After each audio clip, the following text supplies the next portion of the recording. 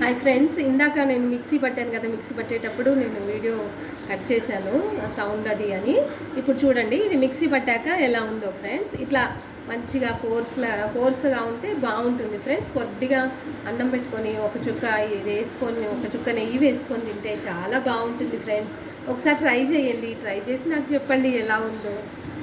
నా ఛానల్ నచ్చితే లైక్ చేయండి, షేర్ చేయండి. ఓకేనా? Thank you.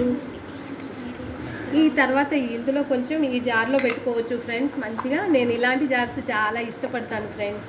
ఇలాంటివి కొంటూ ఉంటాను.